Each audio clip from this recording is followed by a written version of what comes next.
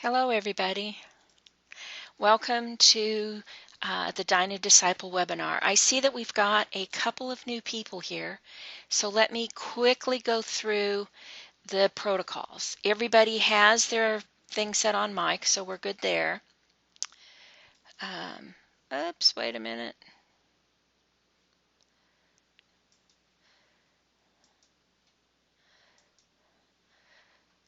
Well, I guess I cut out the wrong, oh, here it is. Here it is. Okay.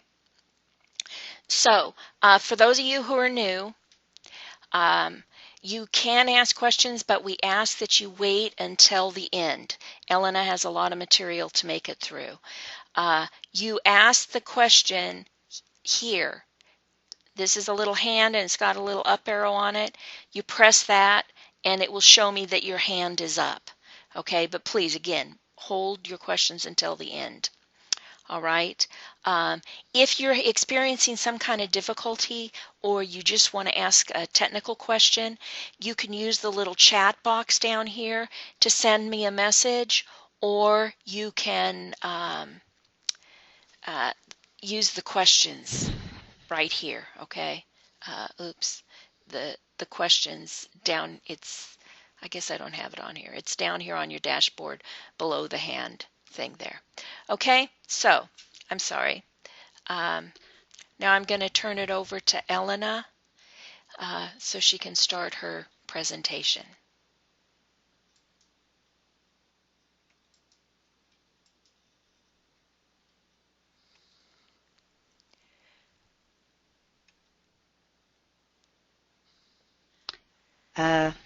Am I on? Yes, you are.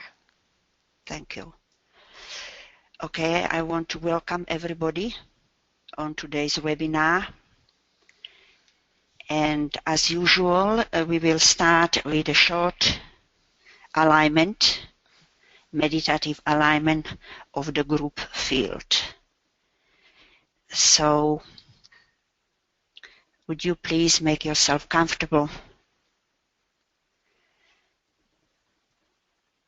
Silencing your lower fields. Focus the attention in the head. And imagine the light of the soul pouring through the mental body, integrating the personality.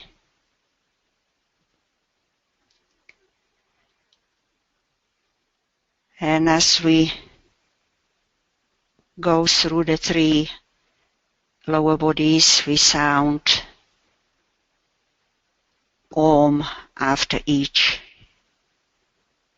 as we imagine the white golden light illuminating the mental body.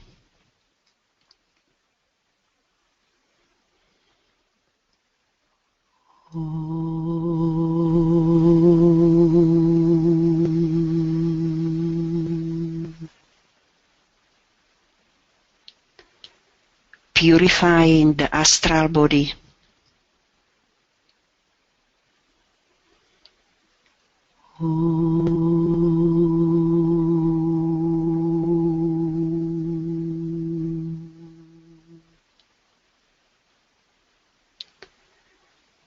Strengthening the etheric body.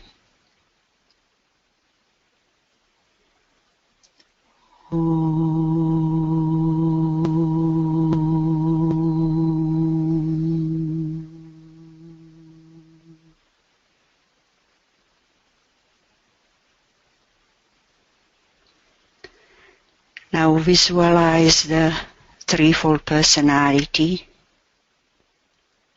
as being unified with the white light.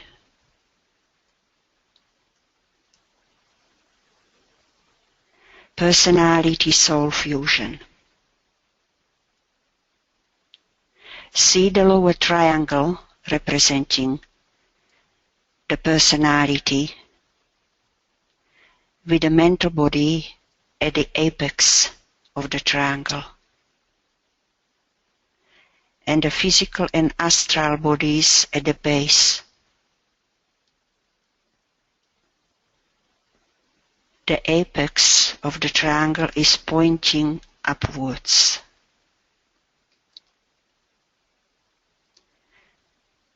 Above the lower triangle, see the brightly lit higher triangle representing the soul,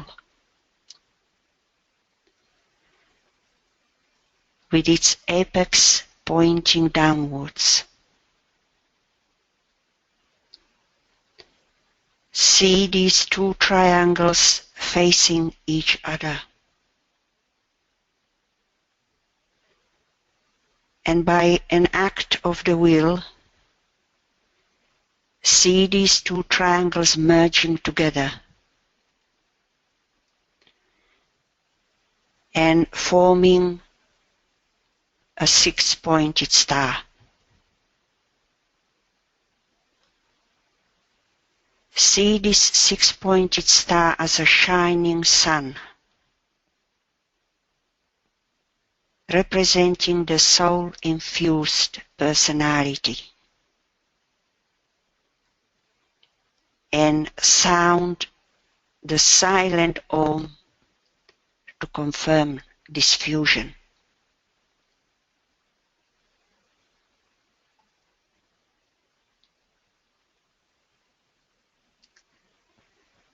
A group alignment. Visualize a sphere of a pure white light and the group members as a miniature shining suns inside and around the sphere.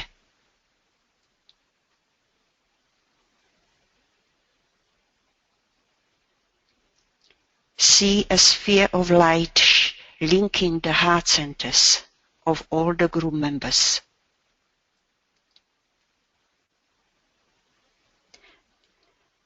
A sphere of light linking the head centers.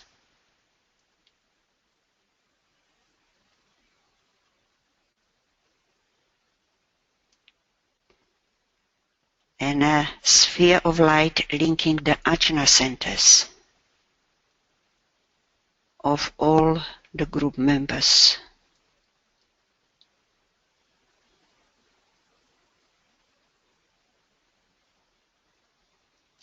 Imagine the light rapidly circulating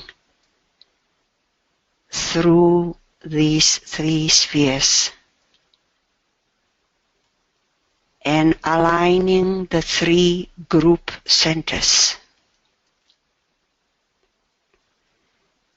ajna, heart, and head into one mind, one soul, and one will.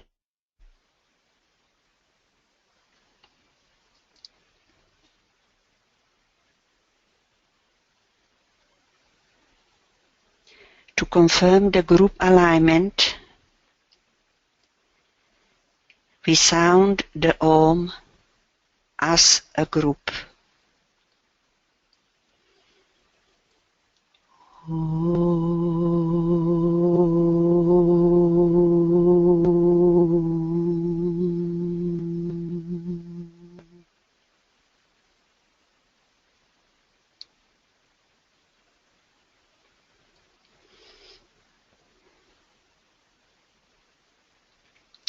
Thank you.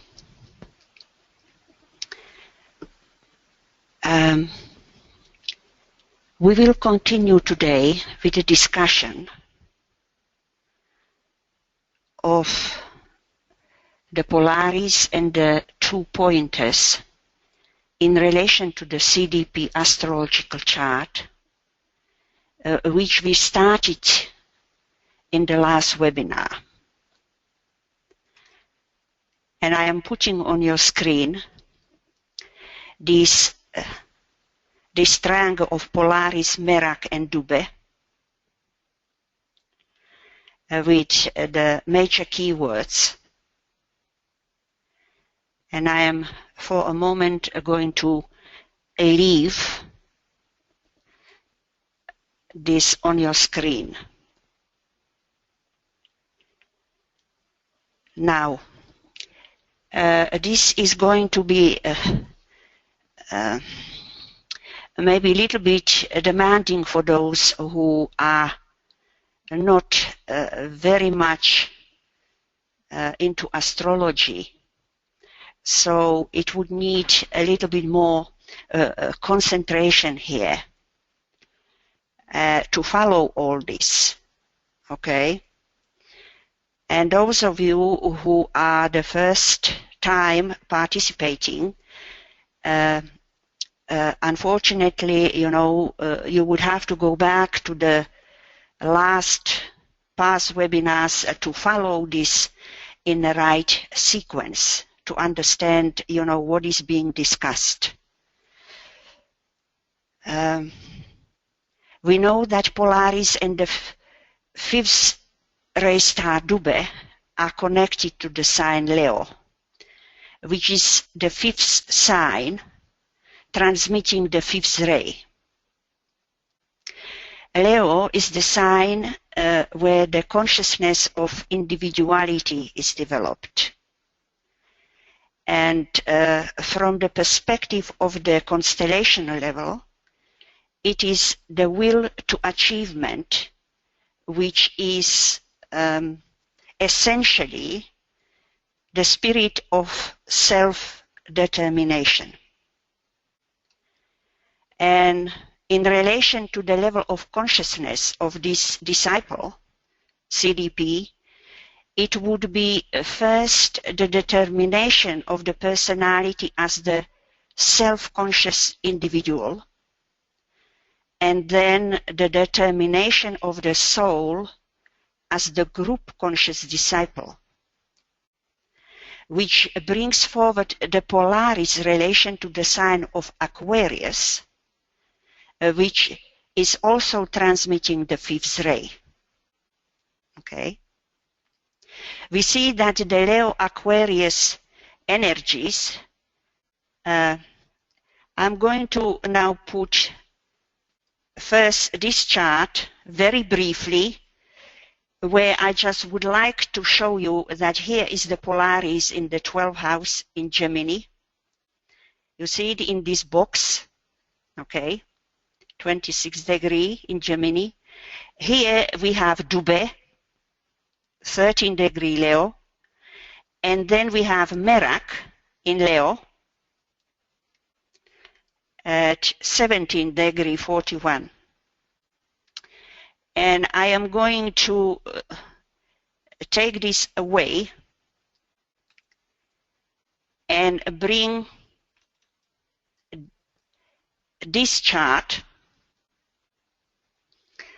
Surprisingly, it came up unexpectedly. I didn't expect. You see the Polaris is here, Dubhe and Merak. Okay? And now, we see that the Leo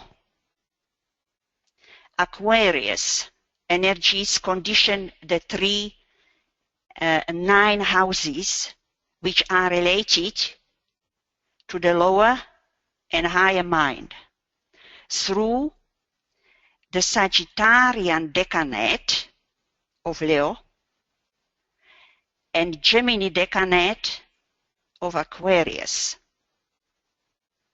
bringing with them the Dubhe, Merak and Uranus triangle, where Uranus is at the midpoint of Dubhe and Merak. Okay? And this triangle operates in both houses, the second and the third.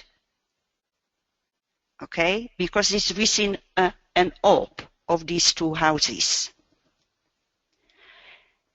Now, this creates a strong focal point for the energies of this triangle. Polaris, together with the Polaris, Dubhe and Merak. which is indicating the process of the integration of the personality related to Dubhe, and its fusion with the soul represented by Merak. And the Polaris, Uranus relation to her etheric body.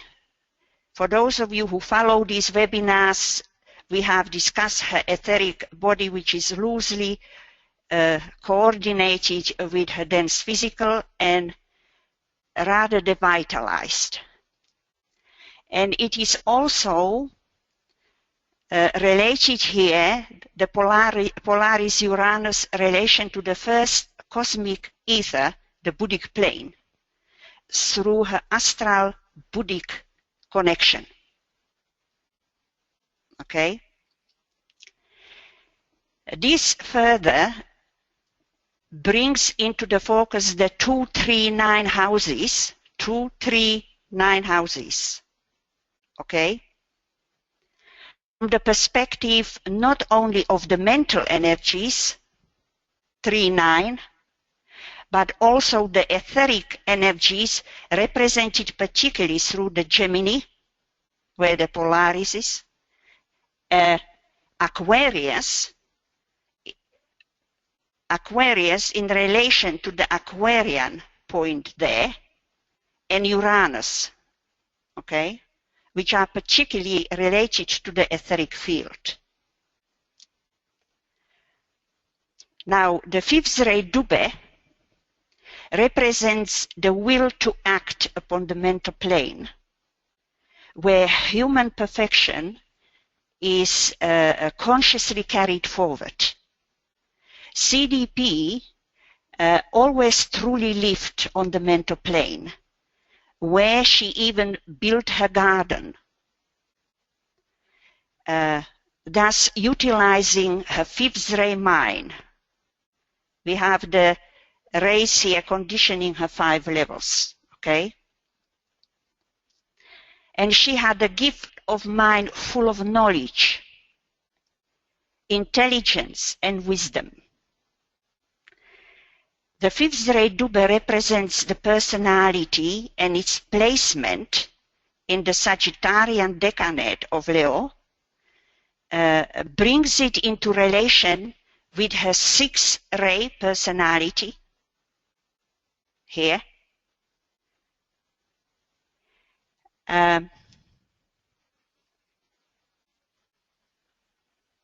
In relation to her sun, personality relation by her sun in Sagittarian decade of Aries.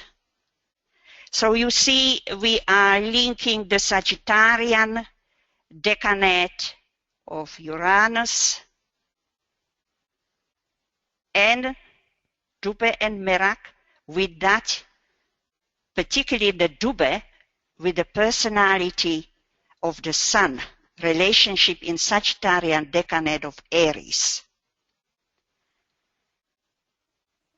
Now, we know that the fifth ray Dubhe is conditioned by the first ray Pluto and is also connected with the first ray Polaris. And Polaris is related to Leo and Aquarius. You see, all these relationships, you need to follow all these relationships very carefully because they are significant in this chart. And Leo and Aquarius both transmit the fifth ray, which is very powerfully related to the fifth ray Dubhe. Okay? So we have also possible presence of the first ray in Aquarius through the Uranus, particularly its first ray monad. Okay? That is a thought for pondering, that if we could possibly have another ray, first ray being transmitted through the Aquarian sign of Aquarius. Now the sun in Aries is the dispositor of this Leo triangle, Uranus, Dubhe, and Merak. Okay? And Sun is placed in the 11th or Aquarian house, which is automatically related to the Polaris with its relation to Aquarius. Okay? And the Aquarian house, the 11th house, is ruled by Aries. And Aries is related particularly to Merak, as Leo is particularly related more to Dubhe. And the Aquarian house, among many other things, involves group work, group relations, group service, and sharing. I am selecting these qualities for a purpose which you will see later. Now, Sun being placed in Aries, Aries transmits first ray. And this brings a link through the Aries first ray and Merak, together with Vulcan, which is particularly related to that Merak, and Vulcan is also placed in Aries for this disciple. Okay? We don't have it placed in the screen because we don't know exactly where Vulcan is, but we are told that it's somewhere either side of 8 degrees of the Sun, so it's definitely in Aries. Okay? So we have a creation also with very powerful first ray energy here.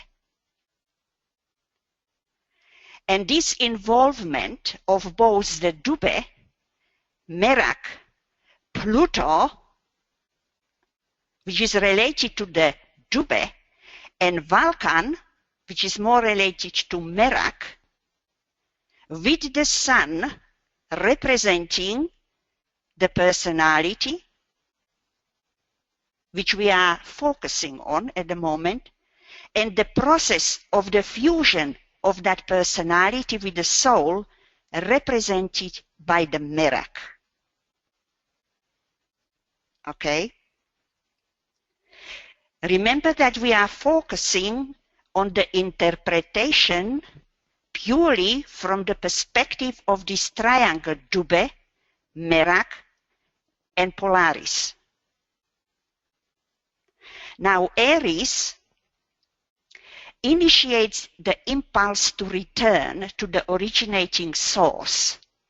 And the originating source is represented astrologically by the MC, which represents the highest point, the north, or the Meru, if you remember. We discussed that some other webinars.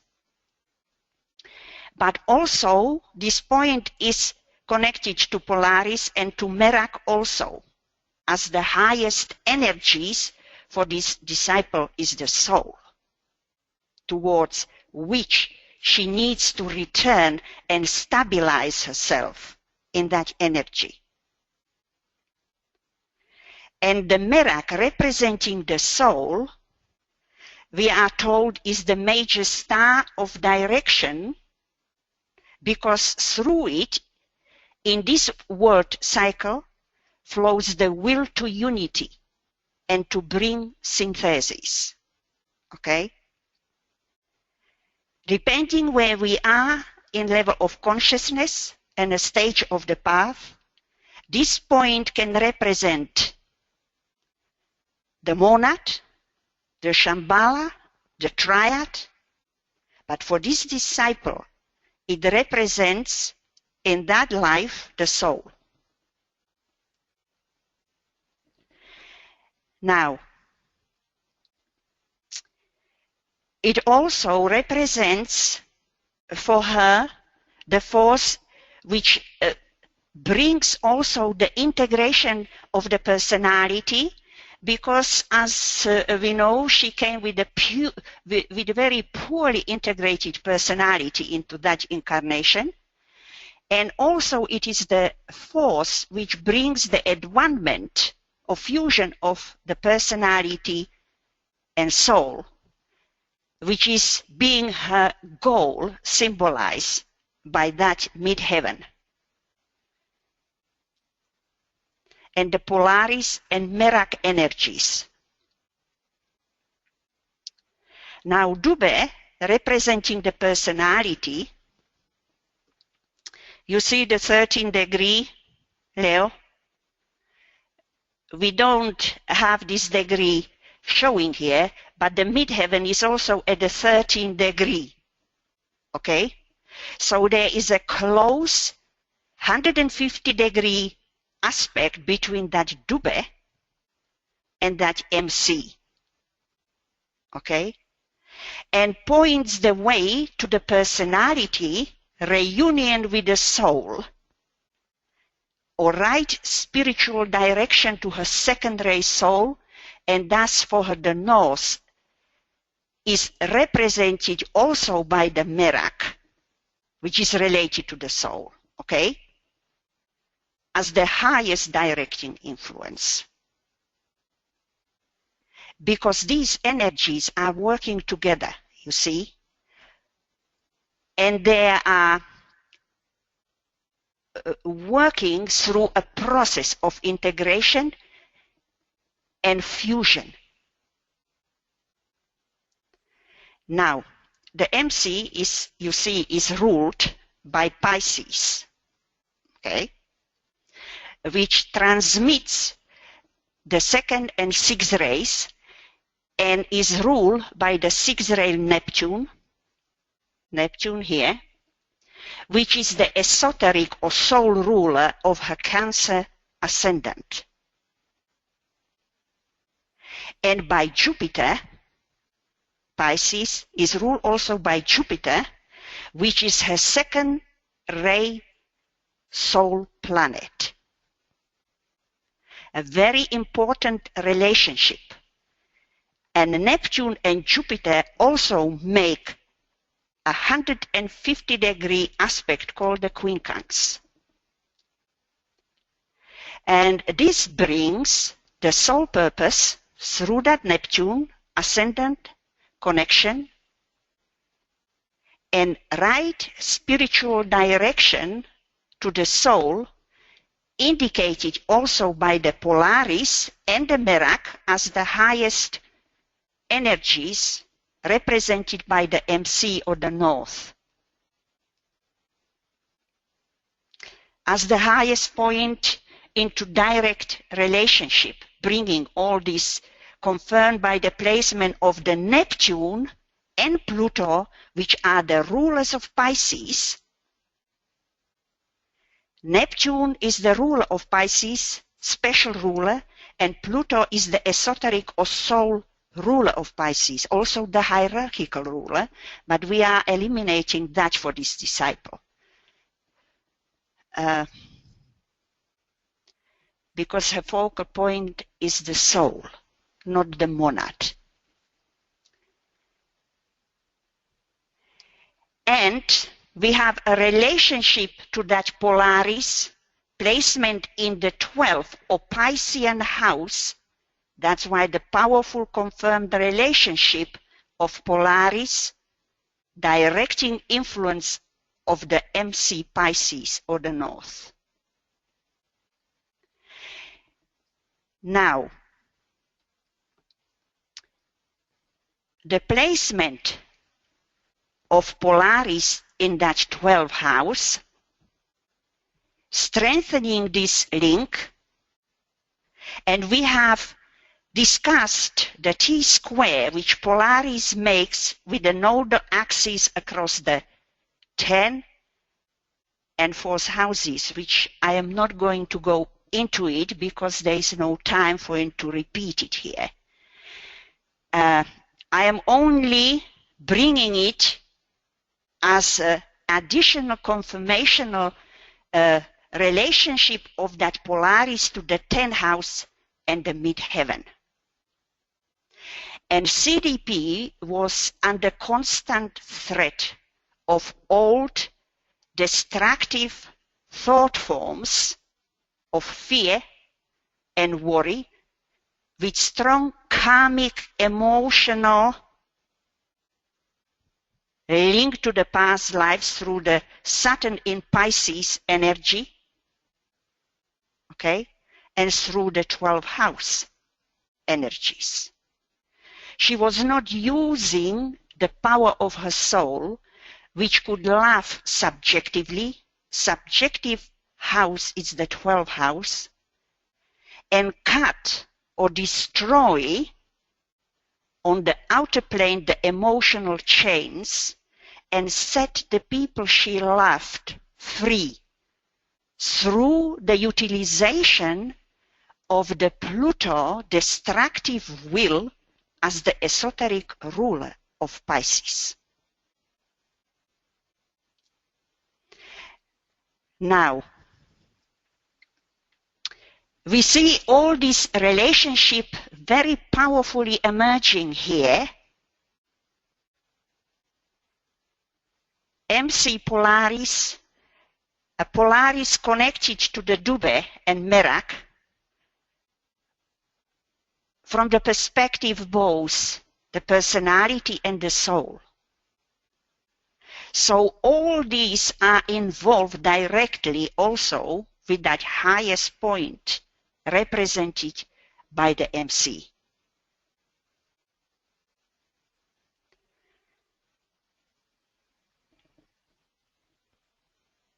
We cannot divide these energies and say this is only for that or this is only for that, because you see there is a powerful relationship created through this Pluto, Pisces, Dube, and Merak in the process of the integration of the personality and soul personality fusion. Now we come to the moon, which also represents the personality. And the moon is trine to the MC point at the 13th degree of Pisces, and it's square to the Dube, which also represents the personality. But it is also squaring the Merak, which is the soul. So we see the dynamics in the process of the personality soul energies. Okay? And in this triangle, moon, MC, and Dube, we have involved a powerful personality force, or the third aspect, which the Dube represents, which is standing as an obstacle to the fusing energy of the soul, or second aspect related to the Merak, particularly. Okay? Moon, representing the personality, is also the exoteric or personality ruler of her Cancer ascendant, which is related, to the soul purpose energies. And thus further confirming the difficult process in achieving this personality soul fusion. You see how we are learning here an additional tool of this triangle, Polaris, Merak, and Pluto, giving us a deeper insight and confirmation of a dynamics which we have already partly looked into, but from a different astrological energies. Okay? The moon is also the ruler of the physical body and the brain, and it squared the Merak, which is the soul. And this is confirming the importance for her to develop the soul-brain alignment, which have been mentioned through the webinars. Those who follow them You remember this we talk about. Now, Moon is placed in the Piscean decade of Scorpio. Just incredible how these energies follow and confirm each other. And it is related automatically with Pluto as the ruler of Scorpio and Pisces, and also the conditioning energy of the Dubhe in relation to the personality and the Merak to the soul. And these energies would be involved particularly in the tests, Scorpio tests, upon the astral plane in relation to desire and emotions. She is facing the second initiation. Okay? Now, Dubhe being conditioned by Pluto primarily and related to Leo, and Pluto is in Capricorn decade of Taurus, bringing a very powerful first ray energy also through Vulcan as the soul or esoteric ruler of Taurus being placed in Aries, which transmit the first ray. We are coming to very powerful influence of the first ray through these relationships. Okay? And obviously, first ray is transmitted also through the Capricorn decade where the Pluto is placed.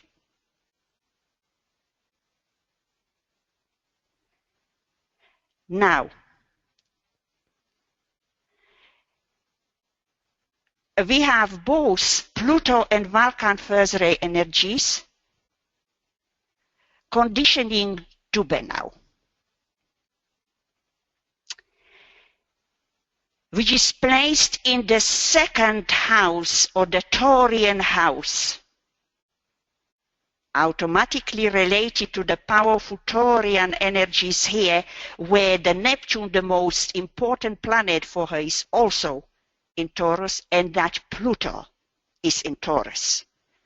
Taurian house and energies with the Taurus house, the Taurus sign. Okay? Now, the Taurian house is a house of values, finance, resources, motivations, priorities, treasures of the causal body, withdrawal from matter, illumined mind, control of the form, sacral, throat, and ajna centers particularly, to name some of the energies conditioning this house, which I am bringing into a focal point here of the importance of the involvement of the Taurian and second house energies here, which were very important for this disciple. And in my present understanding, I am relating the fifth ray star of the Great Bear, Dubhe, representing the sacral center in the Great Bear. Now, both Dubhe and sacral center represents the third aspect. A sacral center is related to the mental elemental life, as we know, and also to the physical body. And the 5 rays of Brahma, or of Manas, or the 5 Kumaras, are, to my understanding, the conditioning energies of the sacral center at different stages of evolution. It means the lesser 4 rays, 4, 5, 6, and 7, are synthesized into the third ray, represented by the Dubhe. this is something which you have to think for yourself. And obviously I am relating the 6th ray star Merak to the solar plexus center in the Great Bear life. Okay? And this is the analogy down to it, you know, for us and for this disciple.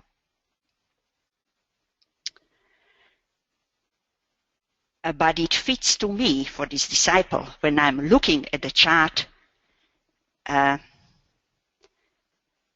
But it's a food for thought.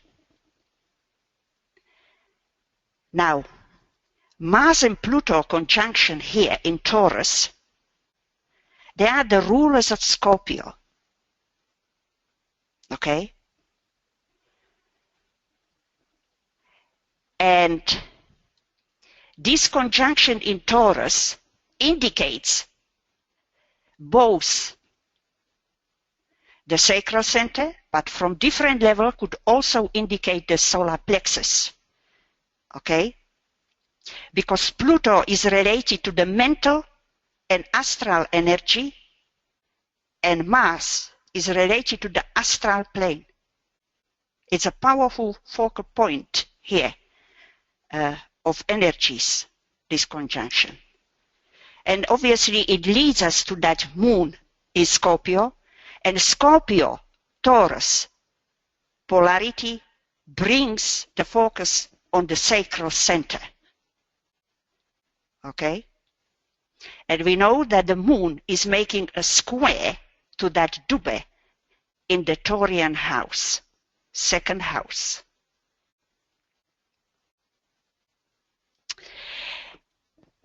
Now, the moon is placed in the 5th house of the causal body. We have a number of houses, you know, related to the causal body, but the 2nd and 5th are the primarily one. Then is the 1st, and I don't want to go any further with it because we are focusing on something particular here. Okay? And a causal body, its talents or gifts, 5th house. Children of the body, emotion, and the mind. Creative and procreative activity. Sacral and throat centers are related also to the 5th house, automatically relating it to the 2nd house. Where moon is exalted in Taurus and the 2nd house, a powerful relationship of that Scorpio moon with its test, particularly of fear and astral plane energy. And the placement of that moon in the Piscean decade of Scorpio is brought also into the relationship with Saturn in Pisces. Okay, through that Piscean energy, and automatically to the Capricorn decade of the Mars-Pluto conjunction, Capricorn decade of Taurus. Thus we have another triangle between the moon, Pluto, and Saturn. Okay? In a relationship of energies. Now, you see, these relationships are bringing deeper insight and a confirmation of a very strong dominance of the form life or personality, which is being challenged by the soul and its fight for supremacy or the controlling energy. Okay?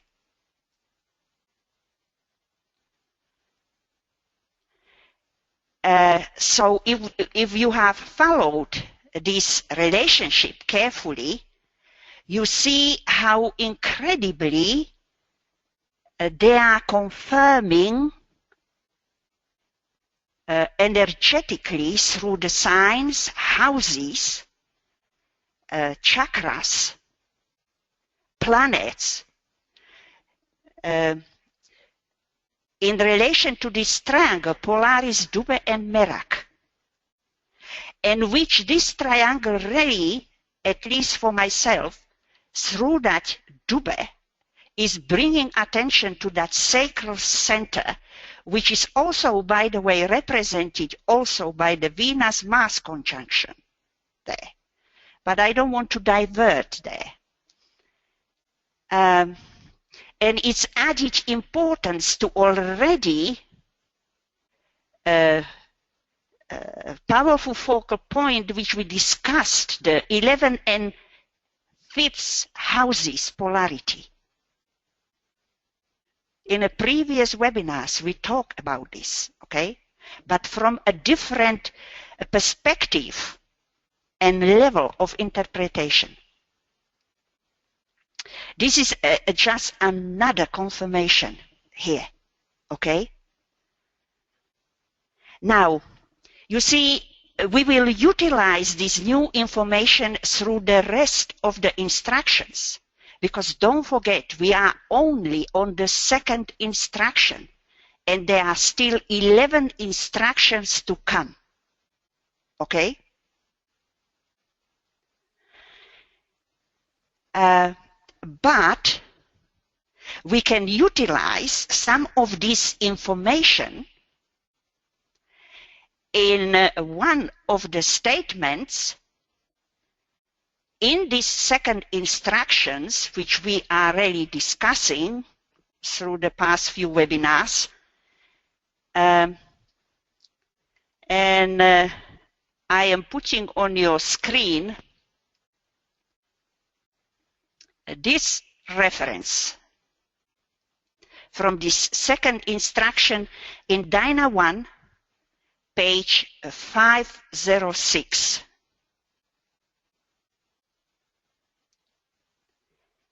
Where DK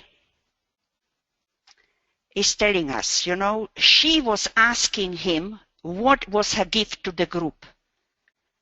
I will read it exactly, the statement here. You ask, he says, what is my gift to the group? I answer, the gift of pure and unselfish spirit and a rare capacity to give. No greater gift can be yours. The driving urge to give selflessly with no motive but that of pure loving spirit.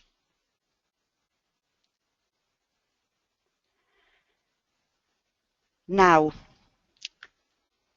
you know, when I was reading this myself, I was asking myself, knowing DK a little bit now, how he is using the words he selects to lead us somewhere.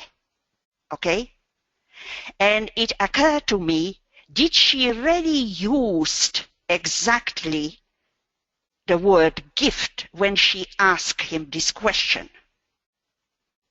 Or did he select a similar word expressing what she wanted to know, how she contributed to the group process? Because the word gift is a very important, and how many times he is using it in this couple of sentences here? 3 times. Okay? And where does this word leading us, would you believe? It is leading us to the 2nd and 5th houses. If we bring up the chart, the 2nd and 5th houses, a gift of the causal body, a gift, the treasures, the talents of the causal body are these 2 houses. Okay? Also, the gifts of the personality. So from the both lower and higher levels. Now, the gift here is related to the group. Now, which house is related to the group processes? Is the 11th house, isn't it? You see, through the information of this relationship we just went through, and in this comments here of DK, he's leading us to these houses. But if we didn't include this triangle of Merak, Dube, and Polaris, we wouldn't have such a clear perception why he is using the word gift there. Okay? That's how he can lead us, by a hint or simply a word, to a particular astrological energies. Okay? And you know, the rulers of the second house are what? Is the moon and is the Neptune. And where they are? In the 5th and 11th houses. Moon and Neptune. Okay? So they are both related to the ascendant and the second house, which is ruled by Cancer. So the second house, Dube, which we already looked at, in relation to the sacral center, representing the third aspect or the third ray, in this case, deals with the manipulation and handling of money. Second house. And C.D.P was financially supporting DK's group work, 11th house, and she was also supporting some of the group members and was very generous to her friend Alice Bailey also. Okay? So the gift of the third ray represents the gift of the personality under the influence of the soul, Merak, we saw that, okay? And the Neptune in relation to the higher rulership of the Cancer as a soul ruler, to give with pure motive. And you remember when I mentioned that the second house is also the area of motivations, motives. What motivates us to do something? Is it a pure motive or selfish motive? And in that statement, he obviously emphasizes a pure, unselfish motive. You see the word motive. That is another word which is leading us to the Taurian house. Okay? Now, she was sharing with the group. Okay? Which astrological sign is related to sharing? Aquarius, right? Aquarius, which is one on the polarity here with the Dube, Uranus, ruler of Aquarius, but also the 11th house. We're coming back to the group sharing, okay? She was also sharing with the group her extensive knowledge and wisdom. We come to the instruction eventually where he is telling her that, which he accumulated over many years and lives, and which involves the use of the throat center, which is related to Taurus and the second house, okay? And also to the third house, which this triangle is involved in both houses, 2, 3, okay? So we have a sacral throat energies operating also in the 5th house, okay? Through the creativity of the throat, okay? And Uranus is related to that throat, but also to the sacral center, operating from both houses, okay? And being at the midpoint between the Dubhe and Merak. Now, there is a law of giving, which can be expressed, as you know, in the words, to those who give all is given. So when, as disciples, we don't fully and selflessly give,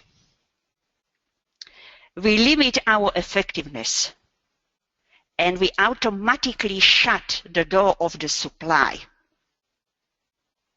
not only for ourselves, but for the group which we are affiliated in service. Now this brings into operation the law of supply and demand and the principle of sharing, which is a soul quality and particularly related to the sign of Aquarius, the Aquarian house, related particularly to the Polaris. Okay? So you see, continuously, all the energies are involved of that triangle, Polaris, Dubhe, Merak. It also involves the right understanding and spiritual appreciation of money. We're dealing with the prana when we're dealing with the money, right? Second house, concretize prana. And we're using with the right and pure motive and selflessness to give, which is, you know, that which is needed for the group and the master's work. And this is what DK is talking about. And the emphasis on purity is related in one aspect to the Buddhic plane of pure reason. And purity is predominantly a question of motive. Okay?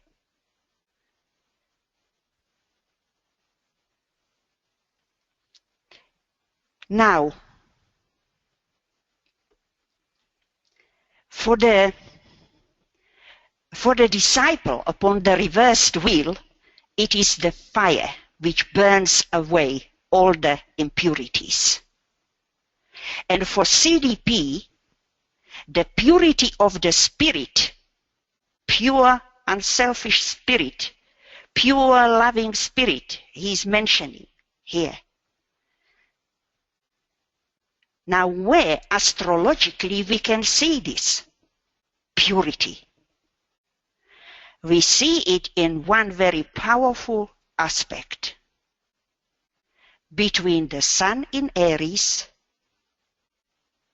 which is a fire sign, in a powerful trine aspect to the Uranus in Leo, another fire sign, and the third fire sign, Sagittarius, it's coming from the both decanate, Sagittarian decanate of Uranus and the Sun.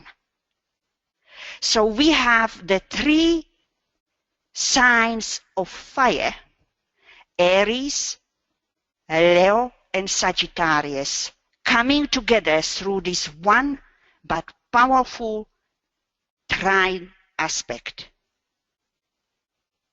It is the only aspect between two very important planets as a trine aspect. Okay?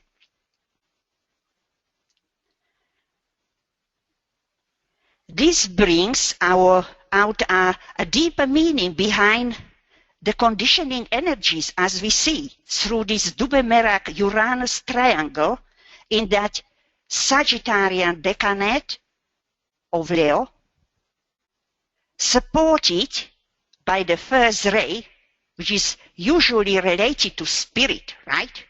It's a life, monadic energy, shambhalic energy at its highest level. It also brings us the two keynotes of Leo, that of the will to illumine, behind the acquisition of that knowledge she acquired, which brings automatically the added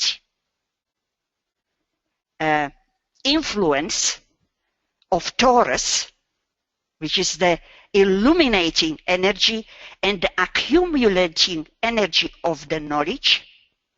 And the second keynote of Leo, will to rule, giving a real promise of the eventual mastery and spiritual integration of the personality. Okay? Now the fixed cross is the cross of light. And playing through this cross all the time, we are told, is the emanating from Leo are the three fires. From Aries comes the electric fire, Uranian energy. From Leo, the solar fire, Neptune. And from Sagittarius, the decanate influence, comes the planetary fire related to Jupiter. And these three planets, Jupiter, Neptune, and Uranus, are veiled by the Sun, particularly through the process of initiation relation to Leo. Okay? And in this case, for this disciple, the Sun is veiling Neptune, interestingly enough, emphasizing her soul or esoteric ruler of the soul purpose ascendant Cancer. And Jupiter is her second ray soul planet in Sagittarius. Amazing, isn't it? Now, each of these fires burn away all which prevents the expression of the three divine aspects: spirit, Aries, soul, Leo, and body, Sagittarius. Now, this was just one example how we can already utilize these energies which we were linking through this triangle. Now, it is interesting and very important to note that when DK wanted to emphasize or bring the attention to a particular quality which the disciple needed to develop, okay, bring into more fully into expression, he described it in the development formula, which is represented also for C.D.P, you know, through the three capital letters, C.D.P. Okay? Courage, C, detachment, D, and P, pure love. Now this is the focal point which I wanted to share with you, that, for example, the keyword love was present in the development formula for 9 disciples. Okay? But when he wanted really to emphasize the particular aspect of that love, he described it by other words. And so 3 of them, three of the disciples had just the word love. Okay? One of them had love to all beings. One had group love. One had outgoing love. One loving strength. One love in service. And C.D.P was the only one who had also only pure love. It was only her who had pure love. Okay? Now we need to ask ourselves, why pure? Why was added additional word to that love, pure? Now we can relate it to the love of the soul, obviously, but the pure is also related to the intuitive or Buddhic love for this disciple. Because DK was telling her that the sixth ray physical body brain was making her intuitive and astral Buddhic. So the pure love is leading us to this connection and to the Buddhic love. Okay? Love, astral plane, soul love, higher mental plane, okay? And intuitive or pure love, love of divine relationship, Buddhic plane, okay?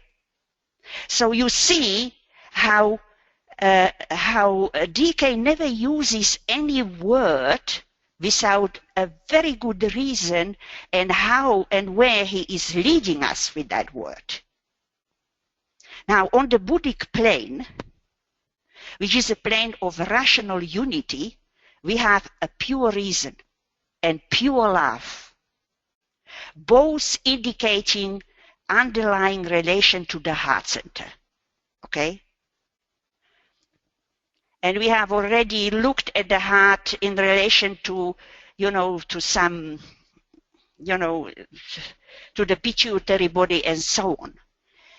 We are told that love and reason are synonymous terms. And pure love is a quality or effect of pure reason. Okay?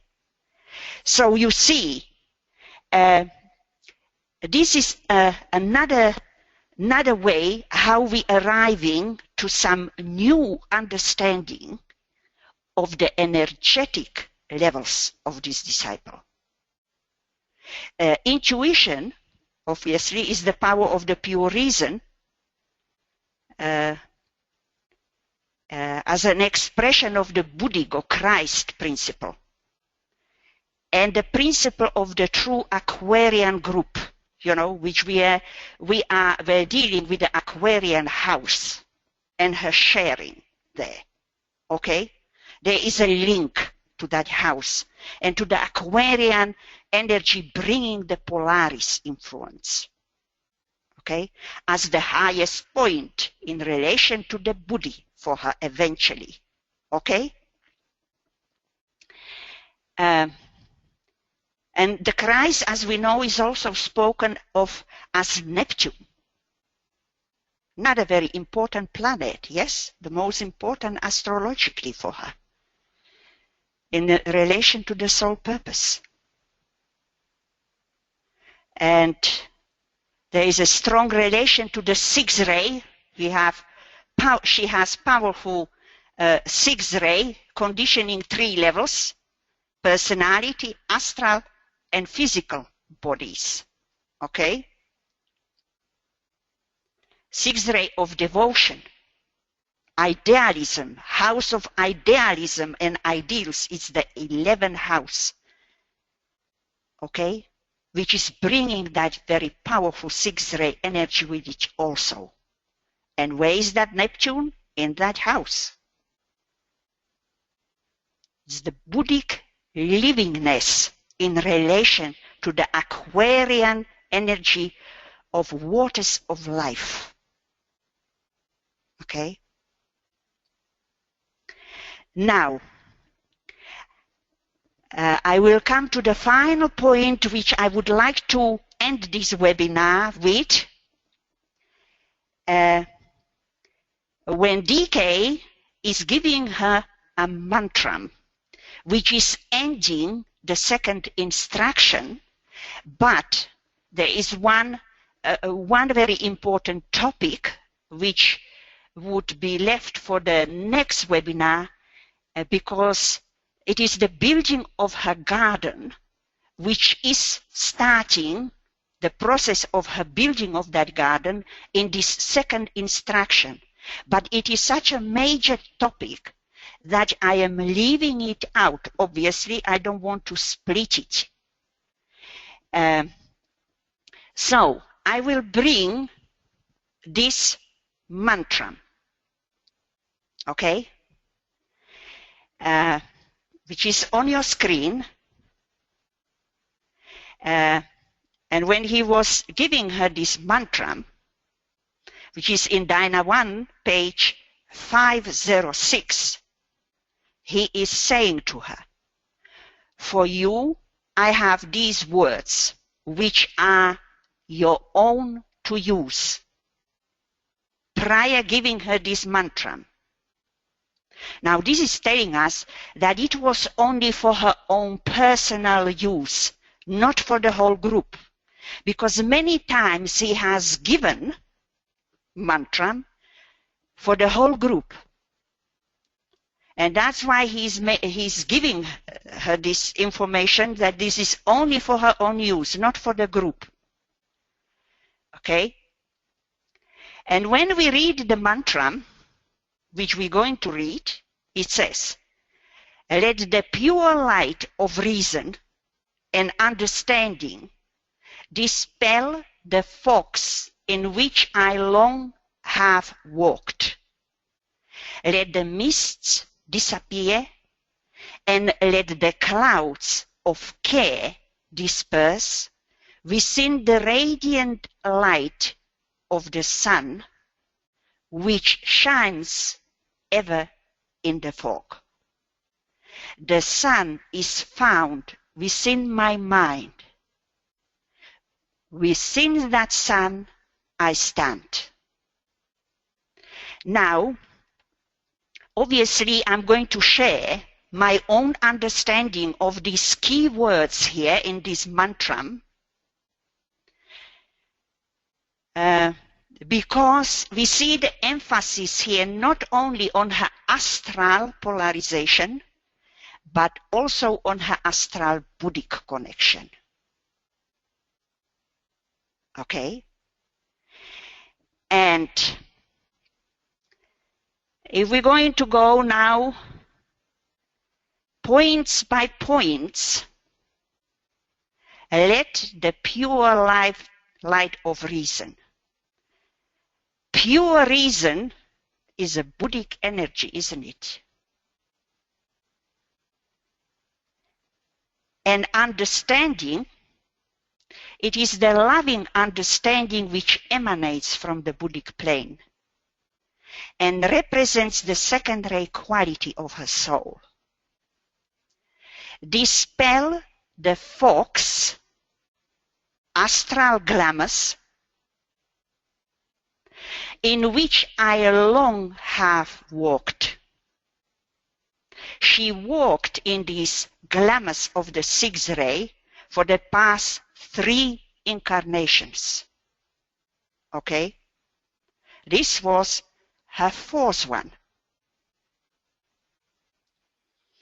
And we will learn at the end, what she has done with these glamours. Let the mists disappear. Now, mist is created by fire and water, where the mind, fire, is under the influence of emotion and desire, water, and it is called the desire mind or kama manas, which is found on the 5th astral subplane. Okay? In her astrological chart, she has predominance of the fire and water elements. Okay? She has water, Cancer, Scorpio, Pisces energies powerful, and she has also fire. You know, we talk about her fire. She has all 3 fire signs emphasized in her chart. Okay? And the second initiation she is coming towards is related to the purification by water and fire. And the second degree initiate is also called the Kama Manasic initiate. Now, let the clouds of care disappear. Now, what are the clouds of care? The clouds of care are representing the glamour of the protective personality. You know, she's so protective and caring of her family, represented by Cancer, sign Cancer. Okay? It's all these clouds of care which hides the soul. A DK, in one of the instructions which we come to, ask her to cultivate an attitude of divine carelessness. Okay? It's a symbol of divine indifference. But you know, interestingly, here he uses clouds of care from the personality level, and then he selects carelessness on the higher level. Divine carelessness, you see. Now, he is not using, again, the word clouds here at random. Because he's giving us a hint, at least he's giving a hint to me, to the rain cloud of knowable things, okay,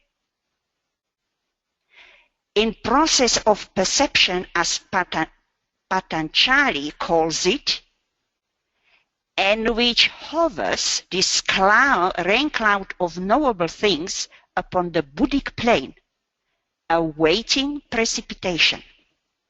You see another relationship from the astral to the Buddhic plane. So in its higher aspect, the rain cloud is a symbol of that area of the as yet unrevealed purposes of God. Okay? But here he is leading us to that Buddhic astral energies and their relationship powerfully being present in this disciple. Now,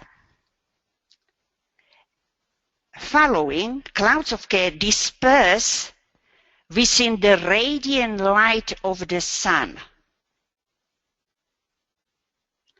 To disperse these glamours or clouds of care by the light of her second ray soul, illuminating her 5th ray mind.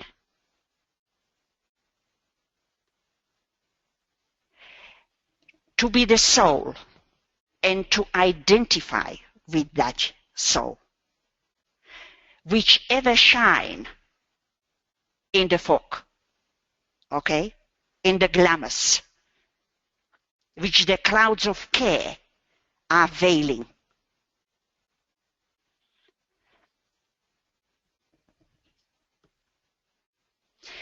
Whichever shines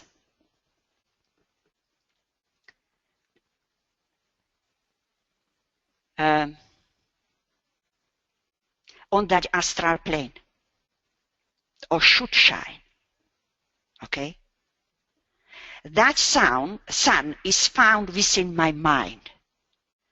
The illumined mind is one of the signs of the readiness for the second initiation. Okay?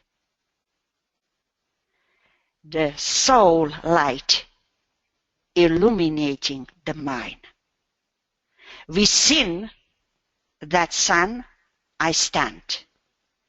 To stand in the position of the observer, the soul, knowing herself to be the controlling soul.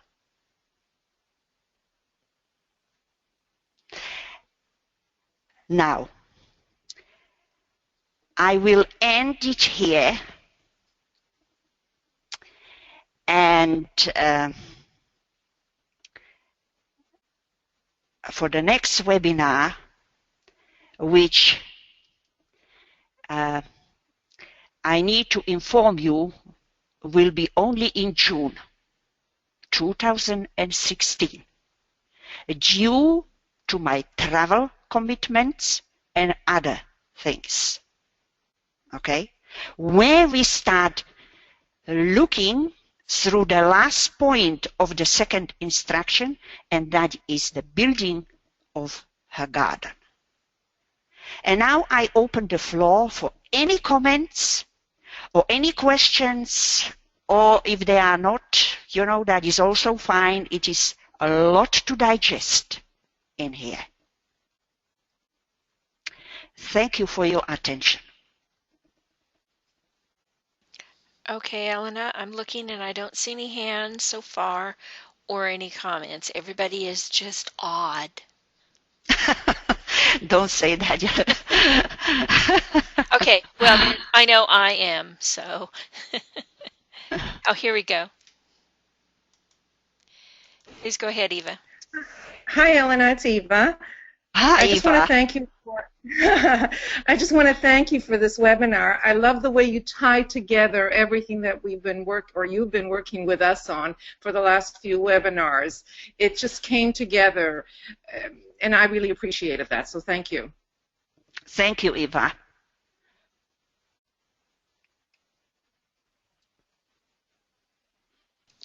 Well, no more. No more. Well, it's a lot of new information, which we don't usually include in the interpretation of the chart. Okay, and it's just another extra tool to include, as DK advises us, to look at this triangle of Polaris and the two pointers, Dubhe and Merak, in the charts of disciples and particularly initiates. And so this was an attempt to see how these energies worked for this disciple in relation to her level of consciousness. Okay? And of course, that's so important because with these DINA books, we know that we're given so much information on them, which, if we look at ourselves, we can only guess at. Yes, it's the most important to establish for anybody where one is. I know. What glamour we have, what we are dealing, what quality we are learning, and so on, sometimes the glamour appears so real that we don't realize it's a glamour. We actually have a comment, too, from Michael. He says, yes, we are odd. See, I told you.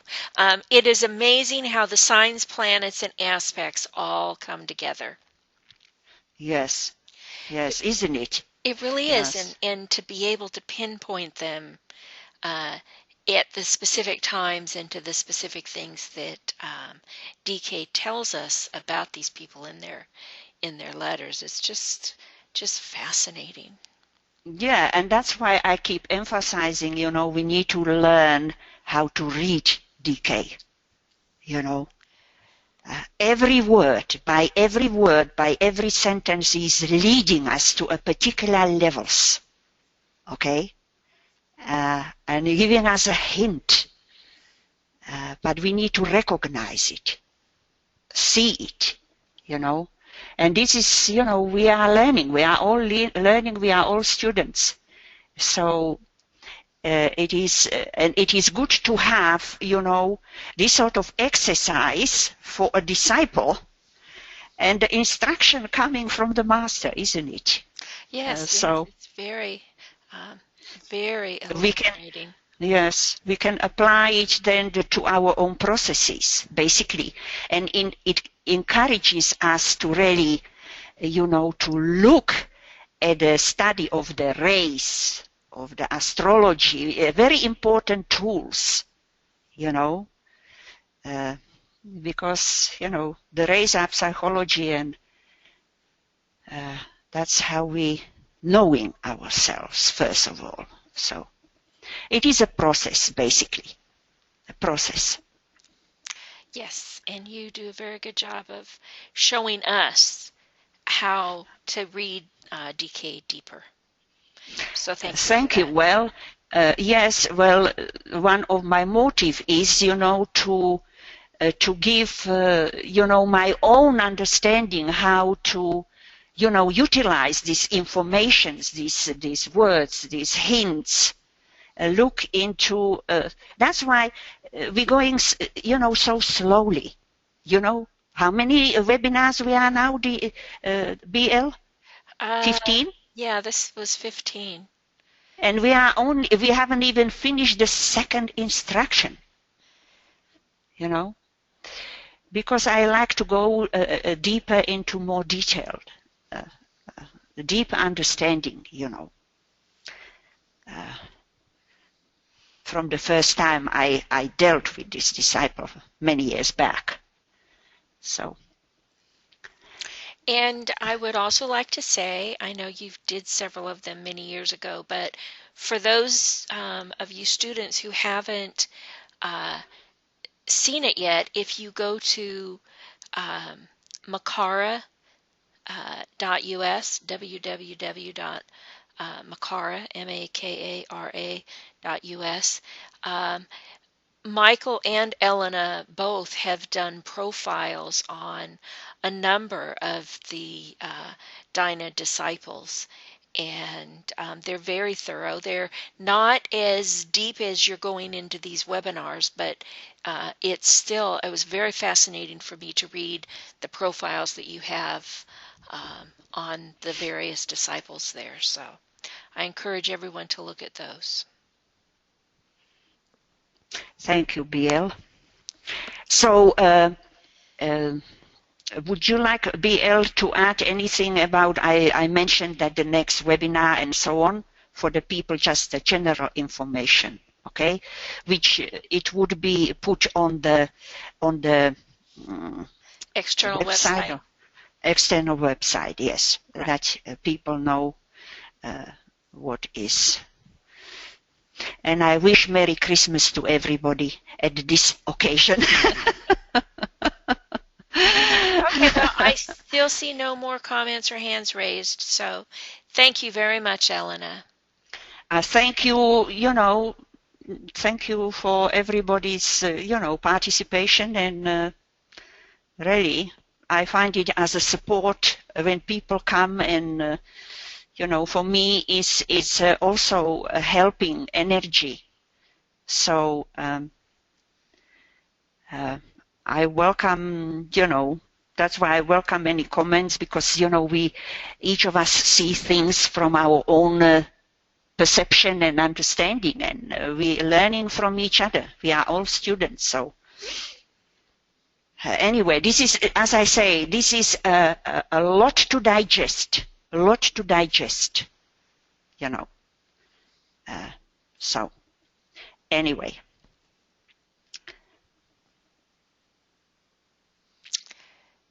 Okay, well then, good night, everybody.